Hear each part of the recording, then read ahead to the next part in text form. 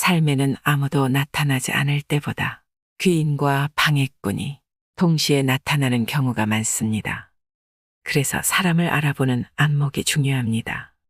사람을 크게 두 가지로 나누면 늘 사탕발림을 하면서 자신의 삶을 낭비하는 사람과 쓴소리를 하더라도 자신의 삶을 귀하게 여기는 사람으로 구분할 수 있습니다.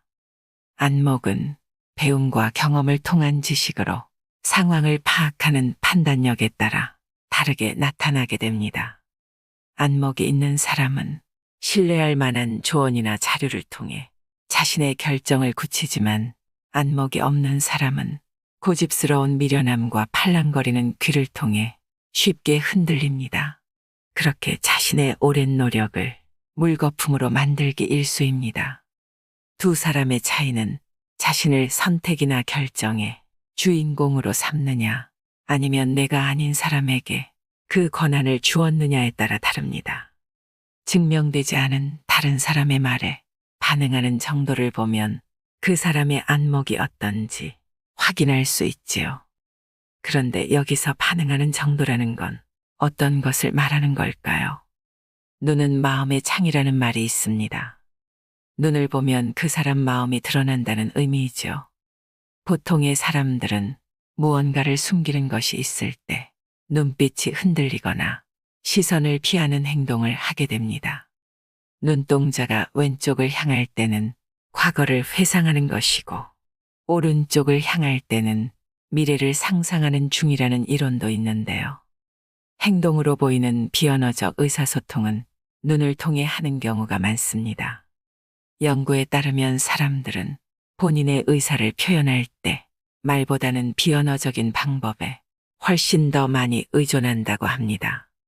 연인들이 말을 하지 않고 서로 눈만 보고 있어도 마냥 행복한 것이 이런 연유이겠지요.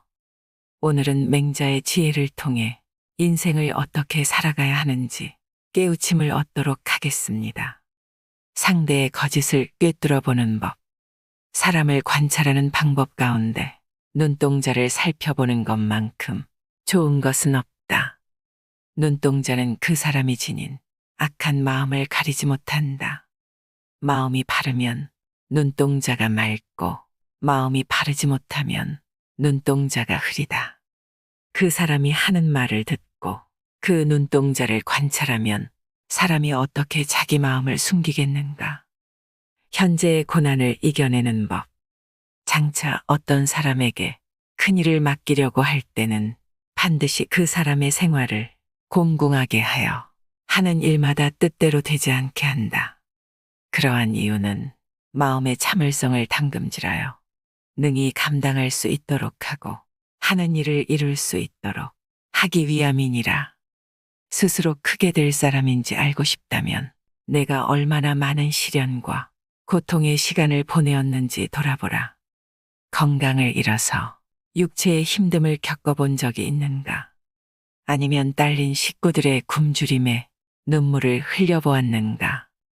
참고 인내한 시간이 길수록 크게 될 사람이다. 몸의 상처와 마음의 상처. 몽둥이로 사람을 죽이는 것과 칼로 사람을 죽이는 것에 차이가 있는가? 아니면 칼로 사람을 죽이는 것과 정치로 사람을 죽이는 것은 어떠한가? 몽둥이로 생긴 멍은 시간이 지나면 회복되지만 마음으로 남긴 상처는 영원히 기억된다.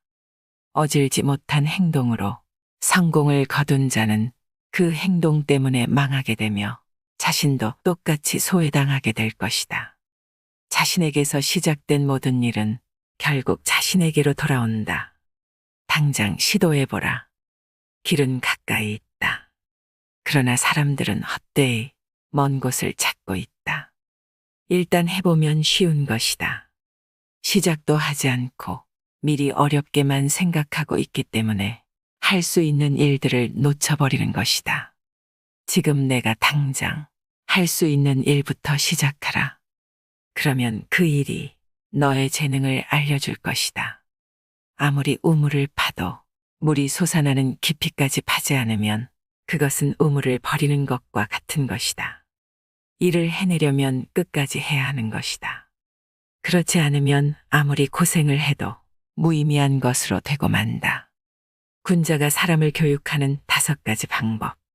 첫째는 시기적절하게 오는 비가 초목을 변화시키듯이 때에 맞춰 수준에 맞게 알려주는 방법이다.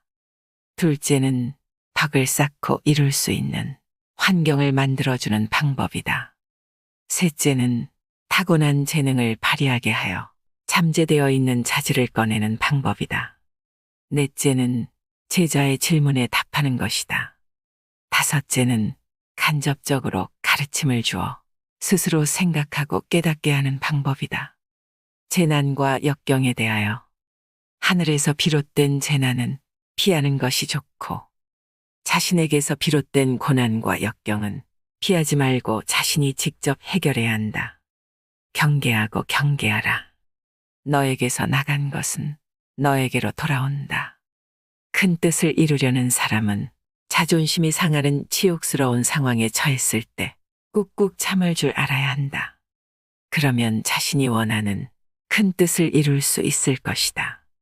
지금의 지옥을 훈장 삼아 훗날 더 큰 사람이 되어라. 그 사람보다 더 높아졌을 때 그를 도와줌으로써 최고의 복수를 하라. 사람을 따르게 하는 방법. 자신의 지위나 권력으로 사람을 따르게 해서는 안 된다.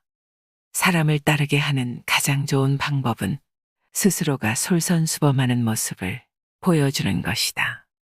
그런 모습을 본 사람들은 스스로 따라오게 된다. 자신의 말과 행동이 다른데 권력과 지위를 통해 상대방을 누른다면 일단은 수긍하고 따르는 척할지 모르나 조금이라도 내가 약해지거나 내가 없는 자리가 생길 때에는 악의를 가지고 나를 공격할 것이다. 권력이나 힘으로 사람을 복종시키지 말고 덕으로 사람을 복종시켜라. 힘으로 사람을 복종시키는 것은 사람들이 진실로 복종하는 것이 아니라 단지 자신의 힘이 부족해서 복종하는 것이요. 덕으로 사람을 복종시키는 경우는 사람들이 마음속으로 기뻐하여 진정으로 복종하는 것이니 마치 70명의 제자가 공자에게 마음으로 복종하는 것과 같다. 다른 사람을 따르게 하기 이전에 내가 먼저 나의 생각을 실천할 수 있는 사람인지 돌아보라. 이것이 덕의 시작이다. 나아감에 있어서 앞으로 빨리 나아가는 사람은 상황과 환경에 따라 물러남도 빠르다. 힘을 조절할 수 있는 지혜가 있어야 한다. 한 번에 너무 많은 힘을 쏟게 되면 금방 쇠퇴하여 힘을 쓰지 못하게 된다. 일을 진행함에 있어 눈앞의 목표에만 혈안이 된다면 가장 중요한 순간에 기력이 다해 힘을 쓰지 못하게 된다. 때로는 알면서도 참고 기다리는 것이 지혜롭다. 천하를 얻으려면 천하를 얻는 데는 방법이 있으니 그 백성을 얻으면 천하를 얻는다. 백성을 얻는 데는 방법이 있으니 그 마음을 얻으면 백성을 얻는다. 세상을 바꿀 지식이 있다 하더라도 사람이 없으면 쓰일 수가 없다. 사람을 얻지 못한다면 큰 뜻을 품어도 이룰 수가 없다. 백성들이 어진 자에게로 돌아가는 것은 마치 물이 아래로 흘러내려가고 짐승이 들판으로 달려나가는 것과 같다. 군주가 즐거움을 백성과 함께 한다면 백성도 군주가 즐겁기를 바란다. 이렇게 해서 상하가 마음을 함께 한다면 나라가 잘 다스려지는 것이다. 사귐에 대하여 훌륭한 선비는 한 고을의 훌륭한 선비와 사귀고 한 나라의 훌륭한 선비는 한 나라의 훌륭한 선비와 사귀며 천하의 훌륭한 선비는 천하의 훌륭한 선비와 사귄다. 천하의 훌륭한 선비와 사귀는 것도 부족하다면 위로 거슬러 올라가 옛사람과 친구가 된다. 내가 누구와 사귀는지가 곧 나를 말한다. 내가 성장하면 그때마다 나와 어울리는 사람이 나타나기 마련이다. 만약 내 주변에 어울릴 사람이 없다면 나에게 공감을 주는 책 속의 위인들하고 친구가 되어야 한다. 한 걸음 물러나서 들여다보면 배울 수 있는 스승은 많다. 사람은 가는 곳마다, 보는 것마다 모두 스승으로서 배울 것이 많은 법이다. 벗을 사귀는 것이란, 벗을 사귀는 것이란 그 사람의 덕을 벗하는 것이다. 어른 대접을 받고자 하거나 어른이기에 뭔가를 바라고 사귀려 들지 말고, 지위가 높음을 이용하여 사귀려 하거나 뭔가를 바라고 지위가 높은 자와 사귀려 들지 말며, 형제의 권세를 내세워 사귀려 들지 마라. 벗한다는 것은 그 사람의 덕을 벗하는 것이기에 그 사이에 어떤 것도 개입시켜서는 안 된다. 나에게서 떠나는 사람은 굳이 잡을 필요 없고, 나에게 배우고자 찾아오는 사람은 아무 조건 없이 받아들이는 것이 큰 사람이다. 유익한 것과 해로운 것. 유익한 것이 세 종류가 있고 해로운 것이 세 종류가 있다. 정직한 사람, 성실한 사람, 견문이 풍부한 사람을 벗으로 삼으면 유익하다. 그러나 겉은 화려하지만 정직하지 않은 사람, 아첨은 잘하지만 성실하지 않은 사람, 말은 그럴듯하지만 실제적인 견문이 없는 사람을 벗으로 삼으면 해롭다. 언행일치. 아무리 동기부여가 되는 말을, 구구절절 옳은 말을 늘어놓더라도 말과 행동이 일치하지 않는다면 차라리 말하지 않는 편이 낫다. 말보다 실천하는 사람이 되라. 설득력 있는 말을 하는 것보다 스스로 실천하는 사람이 되면 사람들의 마음을 움직이는데 훨씬 더 강력한 효과가 있다. 자기 몸이 구부정한 상태에서는 남의 몸을 똑바로 세울 수 없다. 지도자는 말과 행동을 일치시키면 따르는 이들에게 휘감이 될 수 있으며, 굳이 말하지 않아도 스스로 따르게 된다. 말을 함부로 하는 사람은 결국 그 말에 대한 책임을 생각하지 않기 때문이다. 군자의 세 가지 낙. 군자에게는 세 가지 낙이 있다. 그러나 천하를 얻어 왕자가 되는 것은 이 세 가지에 들지 않는다. 첫째는 부모가 모두 건강하게 살아있고 형제가 무고한 것. 둘째는 우러러 하늘을 보고 굽어 땅을 보아도 부끄러울 것이 없는 것. 셋째는 천하의 영재를 얻어 이것을 교육하는 것이다.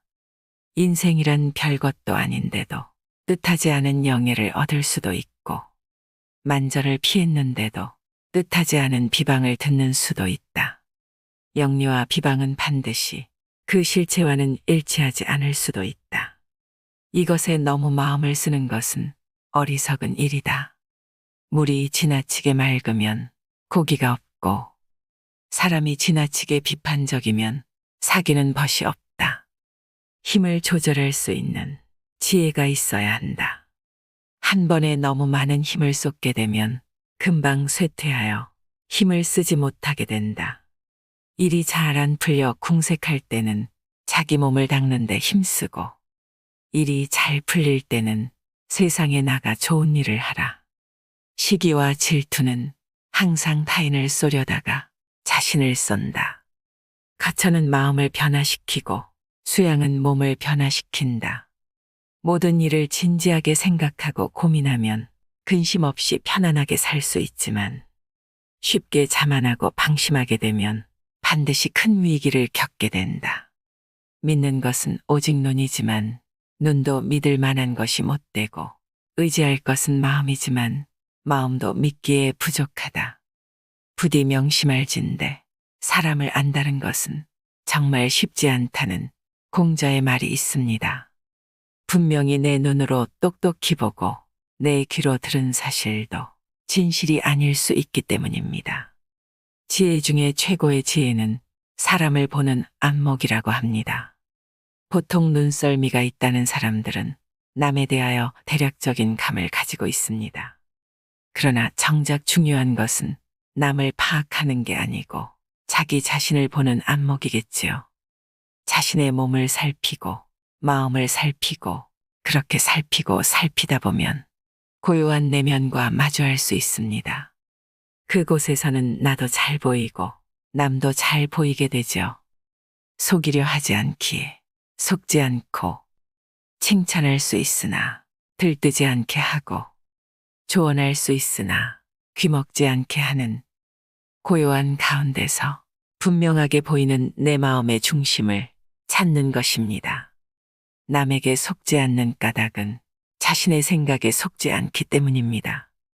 거짓이 보이는 까닭은 내가 진실하기 때문입니다. 나이 40이면 불혹이라고 하는데요. 세상의 어떤 유혹에도 미혹되지 않고 흔들리지 않는 나이라고 합니다. 하지만 40이 넘어도 미혹되기 쉬운 것이 많은 세상입니다. 눈으로 보이는 것, 귀에 들리는 말을 무조건 믿지 않는, 겉만 볼 것이 아니라 내면에 있는 진실을 볼 수 있는 그런 사람이 되길 바랍니다. 나도 넘어지지 않고 상대방도 넘어지지 않게 하는 그렇게 당연하고도 우아한 삶을 누리시길 바랍니다. 이상으로 인생의 품격이었습니다. 하루하루 당신의 품격이 더 빛나길 바랍니다.